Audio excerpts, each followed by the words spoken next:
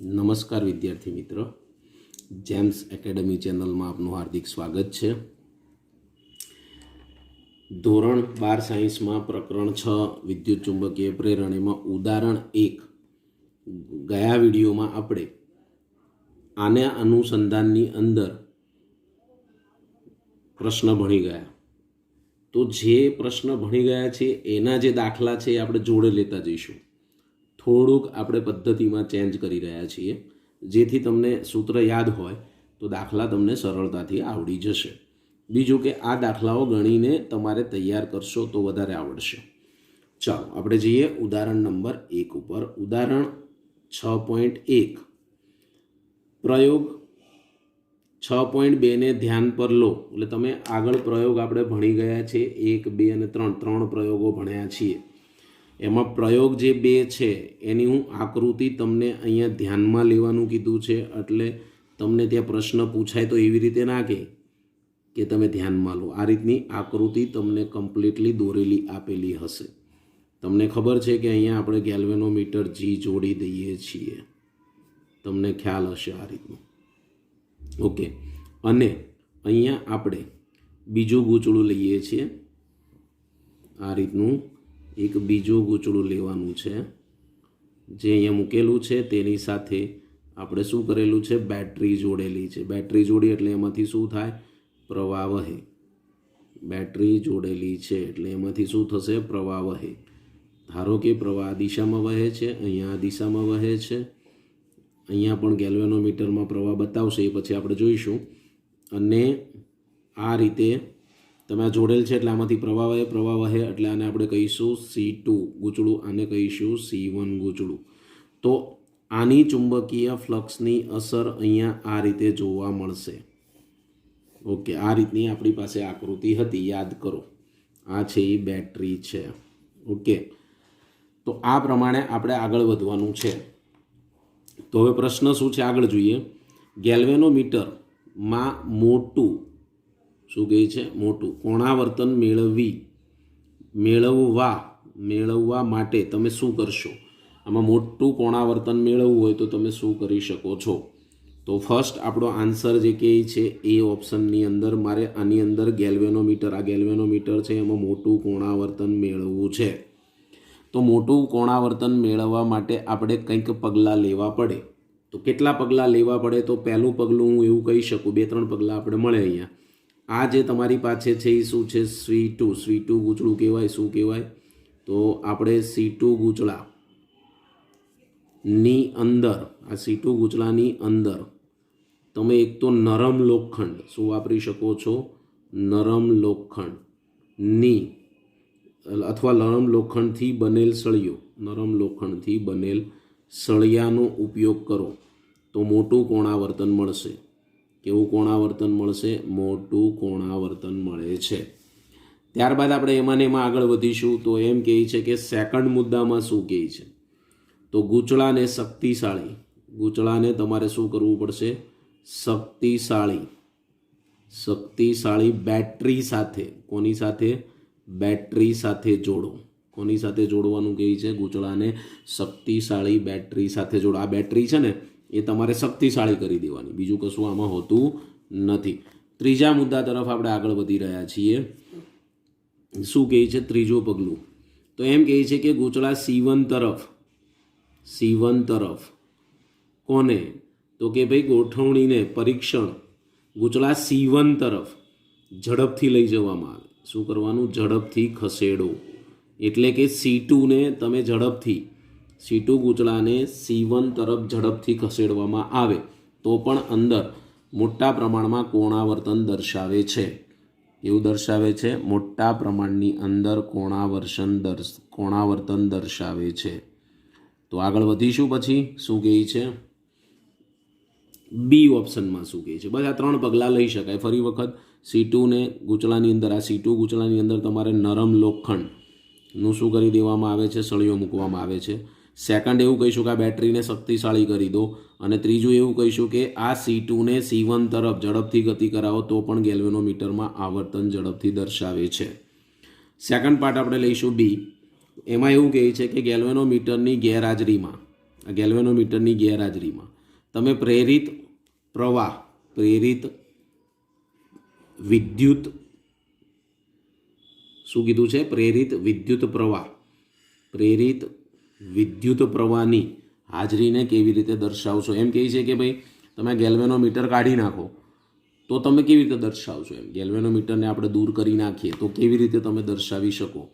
તો ભાઈ કશું જ ના હોય. ગેલ્વેનોમીટરની જગ્યાએ તમારે શું કરવાનું? લેમ્પ જોડી દેવાનું. શું કરવાનું છે? બલ્બ જોડી દેવાનું. નાનો બલ્બ જોડવાનો. કેવો? નાનો બલ્બ. એ પણ કેવો? બેટરીમાં વપરાતો એવો, ટોર્ચ બેટરીની અંદર વપરાય તેવો બલ્બ જોડી દો. એટલે તમે ઝડપથી નજીક લઈ જશો એટલે બલ્બ ચાલુ થશે અને ધીમે ધીમે પ્રકાશિત થશે, અને ઝડપથી દૂર લઈ જશો તો ધીમે ધીમે પાછો બંધ થઈ જશે. દૂર જતું રહે એટલે પાછો એમાં પ્રવાહ બંધ થઈ જશે. ક્લિયર? તો આ રીતનું આપણે ધ્યાન રાખવાનું છે. આ દાખલામાં સિમ્પલ દાખલો છે, આમાં કશું છે નહીં બાકી. હવે એમ કહે છે કે તમારે દાખલા નંબર 2 ઉપર જઈએ. ઉદાહરણ 2, 6.2 ઉપર પહેલાં રકમ વાંચી લઈશું શાંતિથી. કે 10 સેન્ટીમીટર બાજુવાળી, એટલે આપણને બાજુ આપી છે. કેટલી આપી છે? 10 સેન્ટીમીટર. અને 0.5 ઓમેગા અવરોધ ધરાવતી એક ચોરસ લૂપ પૂર્વથી પશ્ચિમ સમતલમાં ઊભી મૂકવામાં આવેલી છે. કેવી રીતે મૂકવામાં આવી છે? ઊભી. 0.10 ટેસ્લાનું એક સમાન ચુંબકીય ક્ષેત્ર સમતલ પર ઉત્તરથી પૂર્વ દિશામાં લાગુ પાડેલ છે. કઈ દિશામાં લાગુ પાડેલું છે? ઉત્તરથી પૂર્વ. આ ચુંબકીય ક્ષેત્ર 0.70 સેકન્ડમાં અચળ દરે ઘટાડીને શૂન્ય કરવામાં આવે છે. તો આ સમય અંતરાલ દરમિયાન પ્રેરિત ઈએમએફ અને પ્રવાહના મૂલ્ય શોધો. પ્રેરિત ઈએમએફના મૂલ્ય અને પ્રવાહના મૂલ્ય શોધો. તો સૌ પ્રથમ તો તમે અહીંયા આકૃતિ દોરીશું જો સમજવા માટે. તો આપણે સૌ પ્રથમ અહીંયા આ રીતની એક આકૃતિ ડ્રો કરી શકીએ છીએ. આપણને પહેલું શું કીધું છે? બાજુની લંબાઈ તમને આપી દેવામાં આવી છે. કેટલી આપી છે? 10 સેન્ટીમીટર. બાજુની લંબાઈ કેટલી આપેલી છે? 10 સેન્ટીમીટર. તો હું લંબાઈ પણ કહી શકું. ઓકે, લંબચોરસ ગૂંચળું છે પાછું, તો આપણે જે એનું નામ આપવું એ આપી શકીએ છીએ. તમને જે ઈચ્છા પડે તે નામ આપી શકાય. સપોઝ તમે અહીંયા લખી નાખો કે ભાઈ આર બરાબર 10 સેન્ટીમીટર. સેન્ટીમીટરમાં મીટરમાં ફેરવો એટલે 0.1 મીટર થઈ જશે, કારણ કે 100 વડે ડિવાઈડ કરશો. પછી કેપિટલ આર બરાબર આપ્યું છે 0.5 ઓમેગા, બરાબર. પછી બી આપ્યો છે 0.10 ટેસ્લા. શું આપ્યો છે? 0.10 ટેસ્લા. ત્યારબાદ શું આપવામાં આવ્યું છે તમને? સમતલ. હા, હવે આપણે ઉત્તર અને પૂર્વને બધી દિશાઓ લઈશું.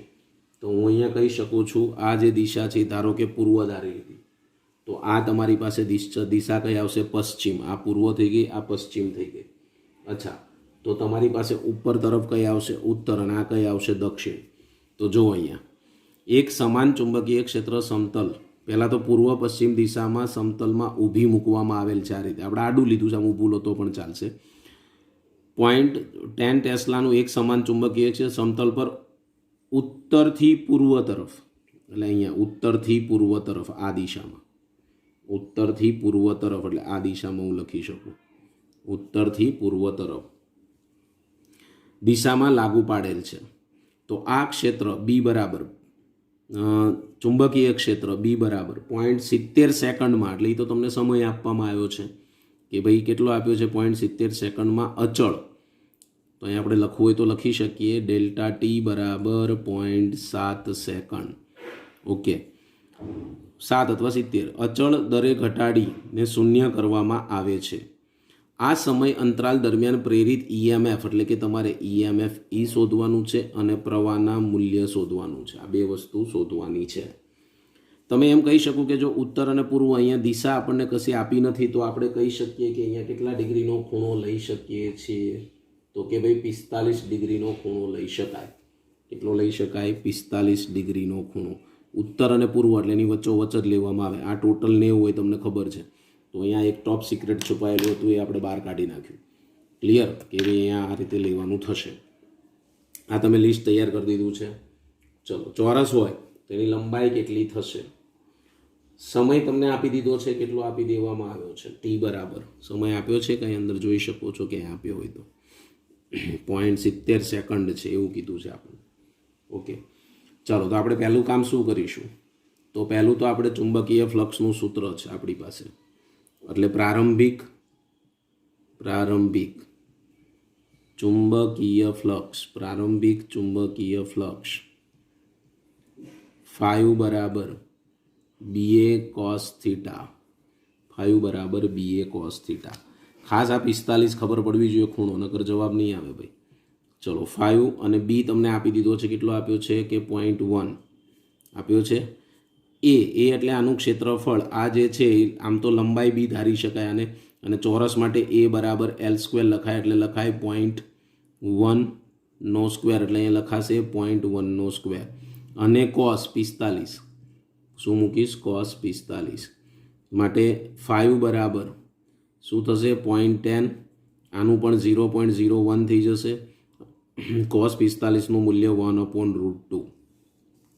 આગળ હજી પણ આવશે, શું આવશે કહો, આની ગણતરી કેવી રીતે કરશો, તો 5 બરાબર આની ગણતરી કરી નાખવાની છે કે 0.1 તો એમને રહેશે, આને -2 ઘાત કહેવાય, અને નીચે લખી શકાય √2, અને આનો એકમ વેબર તરીકે લઈ શકાય. બીજું આ તમે લીધું છે પ્રારંભિક, એટલે એને હું 5.1 કહી દઈશ. શું કહી દઈશ, 5.1. આ જ રીતે તમે લેશો હવે અંતિમ ફ્લક્સ ઘટાડીને શૂન્ય કરવામાં આવે છે આવું કીધું, એટલે 5.2 બરાબર 0. ઓકે, તો હવે આપણે લઈશું ફેરેડેના નિયમ અનુસાર. હવે જઈશું આપણે કઈ તરફ, તો કે ભાઈ ફેરેડેના નિયમ અનુસાર. ફેરેડેના નિયમ અનુસાર ચાલો, ફેરેડેનો નિયમ શું કહે છે કે E = મોડ લઈ લો તો કોઈ વાંધો નથી, 5B/Δt. ડેલ્ટા 5B ને આપણે શું કહેવાય, પ્રારંભિકમાંથી અંતિમ બાદ, એટલે 5.1 - 5.2, અને અંતિમમાંથી પ્રારંભિક બાદ કરો તો પણ ચાલશે Δt, કારણ કે જવાબ તો સરખો જ આવવાનો છે, કારણ કે મોડ મૂકેલું છે. ઓકે, તો અહીંયા તમને ખબર છે કે 5.2 આપણી પાસે 0 છે, પણ પહેલું લખવાનું છે 5.1 - 5.2 0 છે, અને Δt. બસ, તો હવે કિંમતો મૂકી દો. 5.1 કેટલો છે તમારી પાસે, 0.1 × 10⁻²/√2, અને છેદમાં તમારી પાસે શું છે, Δt. Δt તમને કેટલો આપવામાં આવેલો છે, 0.7. બધું લિસ્ટ તો તૈયાર કરી જ દેવાનું, એટલે અહીંયા નીચે લખીશ 0.7. શું લખ્યું, 0.7. આ બધાનું કેલ્ક્યુલેટરની મદદથી તમે ગણતરી કરી નાખશો, એટલે 1 મિલીવોલ્ટ આવશે. શું આવશે, કેવી રીતે સાહેબ, તો પોઈન્ટ છે અહીંયા આપી દો, એટલે -3 ઘાત, 1/√, કરી અને ડિવાઈડ કરો, અને 0.7 વડે ડિવાઈડ કરો, એટલે એ પ્રમાણે જવાબ આવી જશે. એટલે પહેલો જવાબ આપણો આવી ગયો. કયો આવ્યો કે 1 મિલીવોલ્ટેજ. હવે આપણને પ્રવાહ કીધું છે, વિદ્યુત પ્રવાહ. I બરાબર સૂત્ર છે E/R. E તમને 1 મિલી મળ્યો, મિલીમાંથી સાદામાં ફેરવો એટલે -3, અને છેદમાં તમને R આપેલો હશે, જો 0.5 છે, અને અહીંયા લિસ્ટમાં બી લીધેલું છે 0.5. તો શું થશે, 0.5 કાઢો એટલે ઉપર 10, 5 × 10 એટલે 2, અને -3 ઘાત કાઢી નાખો, પહેલાં લખી નાખો ને ભાઈ, એટલે એમ્પિયર. અને પછી I બરાબર તમે કહી શકો છો 2 મિલી એમ્પિયર. શું લખી શકાય, 2 મિલી એમ્પિયર. આ રીતે ડિવાઈડ કરશો એટલે આ રીતે આવી જશે. ઓકે, ચલો આગળ વધીશું. દાખલા નંબર 6.3. 10 સેન્ટીમીટર ત્રિજ્યા, એટલે તમને ત્રિજ્યા આપેલી છે, 500 આંટા છે. એટલે તમારે જો લિસ્ટ બનાવવું હોય ને વિદ્યાર્થી મિત્ર, તો પહેલાં લિસ્ટ બનાવો. ત્રિજ્યા R બરાબર 10 સેન્ટીમીટર, સેન્ટીમીટરને મીટરમાં ફેરવીશ એટલે 0.1 મીટર એવું લખી શકાય. ક્લિયર? ચલો પછી આગળ વધો. આંટાની સંખ્યા n બરાબર 50. કેટલા આંટા છે, 50. અવરોધ R બરાબર 2 ઓમેગા, અહીંયા આપેલું જ છે 2 ઓમેગા, ધરાવતા એક ગોળાકાર ગૂંચળાને તેનું સમતલ પૃથ્વીના ચુંબકીય ક્ષેત્રના સમસતિજ ઘટકને લંબ રહે તે રીતે મૂકવામાં આવ્યું છે. લંબ રાખવાનું છે. ઓકે, આગળ વધીશું. લંબ એટલે શરૂઆતનો ખૂણો તમને જે મળશે પહેલો પ્રારંભમાં, એ θ1 કહેવાય. θ1 બરાબર લંબ હોય ત્યારે આ ખૂણો 0 મળે. 0.25 સેકન્ડ, એટલે કે તમને સમયગાળો આપી દીધો Δt બરાબર 0.25 સેકન્ડ માં તેને ઉધ્વ વ્યાસને અનુલક્ષીને 180 ડિગ્રી, એટલે θ2 બરાબર 180 ડિગ્રી ભ્રમણ કરાવવામાં આવે છે. આ ગૂંચળાનું પ્રેરિત EMF શોધો. અહીંયા પ્રેરિત ઈએમએફ શોધો એટલે આગળના દાખલા જેવું ઈએમએફ ઈ શોધો. પ્રવાહનું માન શોધો એટલે આઈ શોધવાનું છે. આ સ્થળે પૃથ્વીના ચુંબકીય ક્ષેત્રનો સમક્ષિતિજ ઘટક બી બરાબર 3 × 10⁻5 ટેસ્લા છે. આ બધું જ આપણને સરસ રીતે આપેલું છે રકમની અંદર. Okay, clear? અહીંયા સુધી આ લિસ્ટ તૈયાર કરવાનું ભલે લાંબુ થતું. ચાલો, પ્રથમ તો આગળના દાખલા જેવો જ છે એટલે પહેલું જ હું અહીંયા શું લખીશ ખબર છે? પ્રારંભિક. શું લખીશ? ગૂંચળામાં પ્રારંભિક ફ્લક્સ. ગૂંચળામાં પ્રારંભિક ફ્લક્સ એને હું 5 કહીશ, ઇક્વલ ટુ આપણી પાસે સૂત્ર છે BA cos થીટા. શું છે? અથવા θ1 આપણી પાસે જે હોય જ મૂકવું ભાઈ, બાજુવાળાનું મુકાય નહીં. એટલે આપણને જે એમ લાગે કે આ મૂકવા જેવું છે તો આપણે એ મૂકી દેવાનું. ઓકે, ચલો કિંમતો મૂકી દઉં છું. 5 બરાબર બી તમને આપ્યો છે 3 × 10⁻5. એ આપી દીધો છે સાહેબ, એ તો આપ્યો જ નથી, ગોળાકાર કીધું છે, આર આપ્યો છે. તો આર ઉપરથી તમને એ મળી જાય. એ બરાબર શું વાપરી શકાય? πr². તો એ બરાબર શું મૂકશો કહો? πr² જગ્યાએ. πr² જગ્યાએ શું મૂકશો? તો કે ભાઈ પાઈ એમનમ. અને આને મીટરમાં ન લખવું હોય, મીટરમાં લખવું હોય તો 10⁻2². 10⁻2 આરનો સ્ક્વેર કીધું આપણે. હો, તો એ બરાબર પાઈ અને 10⁻4 ગુણાકારની અંદર આ મીટર સ્ક્વેર, આ સૂત્ર આવી ગયું. કિંમતો મૂકી દઈશ. પાઈ એમનમ રહેશે 10⁻2. 0.1 છે એટલે 10⁻1, સોરી, અને એનો વર્ગ થશે એટલે 2 ઘાત આવશે. એટલે અહીંયા લખીશ 10⁻2. અને cos 0 ડિગ્રી. cos 0 એટલે શું થાય? 1. cos 0 એટલે 1. એટલે 5 બરાબર તમને શું મળશે? આ 3 આની જોડે ગુણી નાખો એટલે 3π અને 10⁻7 અને વેબર એનો એકમ લખી શકાય, કારણ કે cos 0 એટલે 0 થાય. આવી જ રીતે મારે જોઈએ છે અંતિમ. બરાબર, હવે ભ્રમણ પછી અંતિમ ફ્લક્સ. ભ્રમણ પછી અંતિમ ફ્લક્સ એને આપણે કહીશું 5 બરાબર શું લખીશું આપણે? BA cos θ2. એટલો ફરક પડે ખાલી. ચાલો ભાઈ કિંમતો મૂકી દો અંદર. બી તમારી પાસે ઓલરેડી છે જ અહીંયા 3 × 10⁻5. એ તો તમે એ જે લો છો એ જ લેવાનું, પાઈ × 10⁻2. અને cos 180. cos 180 એટલે શું થાય? તમને ખબર પડી ગઈ. cos 180 એટલે -1. તો -3π આ ઘાતનો કરી નાખી, સરવાળો આધાર સરખાવો એટલે -7 અને વેબર. ઓકે, બસ. તો હવે મારે જોઈએ પ્રેરિત ઈએમએફ. હવે ફેરેડેનો નિયમ વાપરી દો. પ્રેરિત ઈએમએફ શું થશે? તો કે ભાઈ E બરાબર -n Δ5/Δt. Δ5/Δt ને શું લખાય? -n ∅2 - ∅1 એટલે કે અંતિમમાંથી પ્રારંભિક બાદ અને Δt. બસ મૂલ્ય મૂકી દેવાના છે. n કેટલા છે તમારી પાસે? 500. ઓકે, આગળ માઇનસ લખવાના. 5 તમારી પાસે કેટલો છે? -3π × 10⁻7. -51 કેટલો છે? 3π × 10⁻7 છેદમાં Δt તમારી પાસે છે 0.25. તો તમે આની ગણતરી કરી નાખો એટલે લગભગ આવશે 3.8 × 10⁻3 વોલ્ટ. આવો જવાબ આવશે. 3.8 × 10⁻3 વોલ્ટ. પ્રવાહનું મૂલ્ય, જગ્યાનો થોડો અભાવ છે એટલે કંજુસાઈ કરી રહ્યો છું. E/R એટલે અહીંયા 3.8 × 10⁻3 અને R પણ તમને આપી દીધો છે અવરોધ 2 ઓમેગા. એને 2 વડે ડિવાઈડ કરો એટલે 1.9 × 10⁻3 એમ્પિયર. પણ મારે આઈ જોઈએ છે અને મિલી આને કાઢી નાખીશ એટલે મિલીમાં આવશે. 10⁻3 કાઢો એટલે મિલીમાં આવે તો 1.9 મિલી એમ્પિયર. તો અહીંયા આપણે જે ભણ્યા છીએ ઉદાહરણની થિયરી, ત્યાં સુધીના આપણા કમ્પ્લીટ અહીંયા દાખલા પૂર્ણ થાય છે.